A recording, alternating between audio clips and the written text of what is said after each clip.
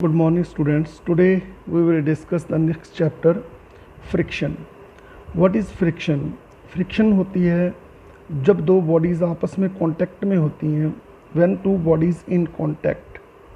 जैसे हम अर्थ के ऊपर सरफेस के ऊपर हमने किसी बॉडी को रखा है, if we apply force in one direction, तो फ्रिक्शन क्या करती है, उस फोर्स का अपोज करती है. इसी तरह अगर दो बॉडीज़ कांटेक्ट में हैं तो अगर एक बॉडी दूसरी बॉडी के ऊपर स्लाइड करती है या करने की कोशिश करती है तो उन दोनों में एक अपोजिंग फोर्स एग्जिस्ट करती है, that is called friction. Friction you all know, it always oppose the motion, but sometimes it also helps the motion, that we will discuss later on. It always act parallel to the surface के parallel act करती है. It exists in pair of action and reaction. अगर एक body पे friction पीछे को act कर रही है तो दूसरी बॉडी पे आगे को करेगी. It is always exists in pairs. It acts opposite to the applied force. ये हमेशा अप्लाइड फोर्स के अगेंस्ट एक्ट करती है. जैसे दो बॉडीज़ कॉन्टैक्ट में हैं A and B. A body पे मैंने अप्लाइड फोर्स लगाई एफ. अब मैं ए बॉडीज़ पे लगने वाली फोर्सेस को देखता हूँ. एक तो मैंने अप्लाइड फोर्स लगाई है, दूसरा बॉडी का वेट जो बी के ऊपर पड़ रहा है नीचे को, और इसका रिएक्शन देगा बी ऊपर को, नॉर्मल रिएक्शन. और ये नॉर्मल रिएक्शन ही वजह होती है अप्लाइड फोर्स की. ये हम आगे जाके डिस्कस करेंगे.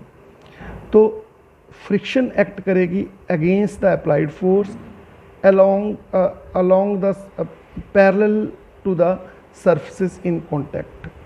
यहाँ पे नॉर्मल रिएक्शन है जो वेट के बराबर है. तो अब बी बॉडी पे आ जाओ. बी बॉडी पे एक तो ऊपर से वेट पड़ रहा है ए बॉडी का, that is equal to normal reaction given by the B. दूसरा इसका अपना वेट नीचे को एक्ट कर रहा है, ठीक है. और तीसरा, अब देखो उस पे फ्रिक्शन, इस बॉडी पे फ्रिक्शन पीछे को थी तो इस बॉडी पे फ्रिक्शन होगी आगे को as a reaction, because it always exist in pair of action and reaction. So आगे चलते हैं. टाइप्स ऑफ फ्रिक्शन, ये तीन तरह की होती है, सिर्फ सिचुएशनल तीन तरह की होती है. Types of friction. पहला है स्टैटिक फ्रिक्शन. जब हम एक बॉडी को स्लाइड करने की कोशिश करते हैं, ध्यान दो, ये एक सरफेस है जिसके ऊपर ये बॉडी पड़ी हुई है. मैंने इस पे 1 न्यूटन फोर्स लगाई, ये नहीं चली, बिकॉज इस सरफेस में भी 1 न्यूटन फोर्स है जो इसको न्यूट्रलाइज करती है, ठीक है. अब मैंने अपनी फोर्स कर दी 2 न्यूटन, अभी भी ये बॉडी रेस्ट पे है. इसका मतलब जो अपोजिंग फोर्स है वो भी 2 न्यूटन हो गई. और फिर मैंने फोर्स लगाई 3 न्यूटन, अभी भी बॉडी रुकी हुई है. इसका मतलब नेट फोर्स इस पर 0 बन रही है. इसका मतलब जो अपोजिंग फोर्स है वो 3 न्यूटन होगी. इसका मतलब हमारी फ्रिक्शन फोर्स के साथ फ्रिक्शनल फोर्स बढ़ती जा रही है. और जब ये स्लाइड कर जाएगी उसके बाद हम जितनी भी फोर्स बढ़ाएंगे फ्रिक्शन कांस्टेंट रहेगी. उससे इसका एक्सेलरेशन बढ़ेगा, इसकी स्पीड बढ़ेगी. ये हमारा डेली लाइफ का एक्सपीरियंस है. तो स्टार्टिंग में क्या होता है, जब हम फोर्स लगाते हैं किसी बॉडी पे तो वो सिर्फ रुकी हुई होती है, बहुत थोड़ी सी फोर्स लगाते हैं अगर हम, और अगर हम फोर्स बढ़ाते जाते हैं तब भी वो रुकी रहती है. बट एक पॉइंट पे वो सिर्फ थोड़ा सा हिलती है और चलने की कोशिश करती है, और उसके बाद फ्रिक्शन कांस्टेंट हो जाती है जब वो चल पड़ती है. उसके बाद अगर हम फोर्स बढ़ाएंगे तो फ्रिक्शन नहीं बढ़ेगी, ठीक है. तो जब तक बॉडी रेस्ट पे है तब तक जो फ्रिक्शन थी that is called static friction. ये तब होती है जब हम धीरे धीरे फोर्स को बढ़ाते जा रहे हैं और फ्रिक्शन भी बढ़ रही है, ठीक है.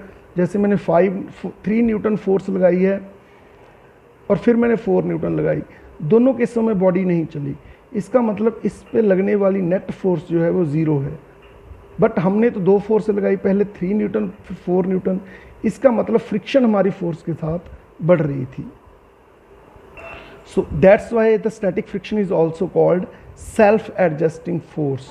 ये तब तक एक्ट करती है जब तक जो है बॉडी रेस्ट पे रहती है, और ये अपने आप को एडजस्ट करती रहती है ताकि बॉडी की स्टेट ऑफ रेस्ट है जो वो कायम रहे। बट इसकी एक वैल्यू होती है, लिमिटिंग वैल्यू। तो ये हम आगे डिस्कस करते हैं। ये इंपॉर्टेंट पॉइंट है, static friction is always equal to the applied force. तो जितनी हम फोर्स लगाते हैं जब तक बॉडी रुकी हुई है, तो friction is always equal to applied force. Static limiting friction, but इसकी एक मैक्सिमम वैल्यू होती है, ये उसके ज़्यादा नहीं जा सकती। हर केस में डिफरेंट होती है वैल्यूज़। बट अगर एक बॉडी है उस पर मैंने 1 न्यूटन फोर्स लगाई, वो नहीं चली, तो स्टैटिक फ्रिक्शन भी 1 न्यूटन है। अगर मैंने 2 न्यूटन फोर्स लगाई और वो नहीं चली, तो स्टैटिक फ्रिक्शन 2 न्यूटन है। पर जैसे ही मैंने 3 न्यूटन फोर्स लगाई, ये चलना स्टार्ट हो गई। इसका मतलब 3 न्यूटन पे अगर चलना स्टार्ट हुई है तो 3 Newton is the maximum static friction. इसके बाद स्टैटिक फ्रिक्शन ने बढ़ना बंद कर दिया। तो जो लिमिटिंग वैल्यू होती है, maximum value of static friction, जब बॉडी चलने की कगार पे होती है, चलती है, शुरू करती है चलना भी, तो that is called static limiting friction. That is the limit value of static friction. इससे ज़्यादा स्टैटिक फ्रिक्शन नहीं हो सकता था। ठीक है, तो इसीलिए हम लिख सकते हैं कि static limiting friction is also equal to applied force, but it is the has the maximum value. अब आ जाते हैं हम कि जो फ्रिक्शन होती है वो 2 चीज़ों पे डिपेंड करती है। One is normal reaction. This is very very important. एक बॉडी है, अगर उसका वेट सरफेस के ऊपर ज़्यादा पड़ रहा है, एक बॉडी 20 न्यूटन फोर्स लगा रही है सरफेस के ऊपर और दूसरी 10 न्यूटन लगा रही है, अगर दोनों बॉडीज़ का सरफेस नेचर एक जैसा है, अगर दोनों का ये सरफेस एक जैसे हैं, दोनों के कांटेक्ट के सरफेस, तो ये फ्रिक्शन ज़्यादा दिखाएगी और ये कम फ्रिक्शन को दिखाएगी। ठीक है, तो friction first depends upon the normal reaction, कि सरफेस के ऊपर बॉडी का वेट कितना है। अब सरफेस के ऊपर बॉडी का वेट डिफरेंट हो सकता है, वो हम अभी डिस्कस करेंगे 2 मिनट बाद। तो दूसरा क्या चीज़ है, nature of the surfaces in contact. This is called coefficient of static friction, limiting static friction या स्टैटिक फ्रिक्शन। ये डिपेंड करता है purely on the nature of the surfaces in contact. Last में है काइनेटिक फ्रिक्शन। जब body चल पड़ती है, स्लाइड होने लगती है एक बॉडी दूसरे ऊपर या रोल होने लगती है, तो जो फ्रिक्शन होती है that is called kinetic friction. ठीक है, तो काइनेटिक फ्रिक्शन में कोफिशिएंट ऑफ फ्रिक्शन और होता है, स्टैटिक में और होता है, और ये हमेशा अप्लाइड फोर्स से कम रहती है, ज़्यादा सॉरी फ्रिक्शन कम रहती है और अप्लाइड फोर्स इससे ज़्यादा, क्योंकि तभी मोशन पॉसिबल है। तो अभी हम इसका ग्राफ करेंगे।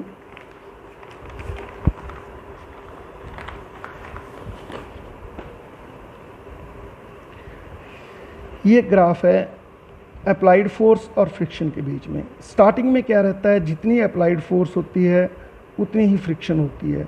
जितनी अप्लाइड फोर्स बढ़ाते जाते हैं फ्रिक्शन बढ़ती जाती है। ये बहुत इंपॉर्टेंट पॉइंट है। बट एक पॉइंट पे जाके अप्लाइड फोर्स जो होती है वो फ्रिक्शन से ज़्यादा हो जाती है। दैट मीन्स फ्रिक्शन जो है वो अपनी लिमिटिंग वैल्यू पे पहुंच जाता है। जितनी फ्रिक्शन हो सकती थी, जितना बॉडी को रोक सकती थी, वो अपनी मैक्सिमम वैल्यू पे अचीव कर गई। ठीक है, उसके बाद जैसे ही बॉडी स्लाइड होने लगती है, ये याद रखना, उसके बाद फ्रिक्शन कम हो जाती है। When a body at rest then maximum जो स्टैटिक फ्रिक्शन है, जो लिमिटिंग स्टैटिक फ्रिक्शन है, वो बहुत ज़्यादा होती है। बट जैसे ही बॉडी स्लाइड करना शुरू कर देती है तो फ्रिक्शन कम हो जाती है। So kinetic friction is always less than the static limiting friction, whereas static friction can have any value. ठीक है, because it always depends upon the applied force. ये हमेशा अप्लाइड फोर्स के इक्वल रहती है, बट इसकी limiting value हमेशा kinetic friction से ज़्यादा होगी। लॉज क्या हैं, force of friction act parallel to the surface and opposite to the applied force, ये हम पढ़ चुके हैं। Force of friction depends upon the nature of the surface in contact, और nature of the surface of contact को हम बोलते हैं कोफिशिएंट ऑफ फ्रिक्शन, जो ये बताता है, जिसकी वैल्यू ये बताती है कि सरफेस का नेचर क्या है। अगर वो ज़्यादा रफ हैं तो म्यू की वैल्यू ज़्यादा होगी, अगर ज़्यादा स्मूथ हैं तो म्यू की वैल्यू कम होगी। Force of friction is directly proportional to normal reaction, ये इंपॉर्टेंट पॉइंट था कि जितना बॉडी का वेट ज़्यादा होगा सरफेस के ऊपर, then there will be more friction, and force of friction is equal to mu into n. Mu tells us about the nature of the surface, normal reaction tells us the weight of the body on the surface. तो देखो दो case में ले रहा हूँ, इस case में body एक हॉरिजॉन्टल सरफेस के ऊपर पड़ी है, इसका वेट नीचे को है और नॉर्मल रिएक्शन ऊपर को है। अब ना तो बॉडी ऊपर जा रही है ना नीचे जा रही है, इसका मतलब n is equal to mg। तो ये दोनों आपस में बैलेंस करते हैं एक दूसरे को, और जब हॉरिजॉन्टल सरफेस पे बॉडी रहती है तो normal reaction is always equal to weight of the body. But जब जैसी इंक्लाइंड सरफेस पे है, जैसे आप सीढ़ियों में खड़े हो, सॉरी सीढ़ियों में कह रहा हूँ, कोई एक स्लैंट सरफेस है, कोई जैसे ब्रिज होता है, उसके ऊपर आप ऐसे खड़े हो, तो जो आपका वेट है वो परपेंडिकुलर टू द हॉरिजॉन्टल पड़ रहा है, बट उसके दो कंपोनेंट्स बनते हैं, mg cos theta and mg sin theta. इसमें mg sin थीटा है, जो कुछ वेट है बॉडी का वो उसको नीचे को ले आने की कोशिश करता है, बट जो दूसरा है उसका कंपोनेंट वो सरफेस के ऊपर पड़ रहा है। तो इसमें इस बॉडी का कितना वेट सरफेस के ऊपर पड़ रहा है, mg cos थीटा। तो नॉर्मल रिएक्शन यहाँ पे होगा mg cos थीटा, ठीक है। अब नॉर्मल रिएक्शन इसका मतलब सरफेस के इंक्लाइंड होने से चेंज हो सकता है। हॉरिजॉन्टल सरफेस पे it is equal to weight of the body, but जैसे ही हम ऊपर नीचे स्लाइड करते हैं, इंक्लाइंड बनाते हैं सरफेस को, तो weight of the body on the surface varies as mg cos theta, and this force increases as a mg sin theta, ठीक है।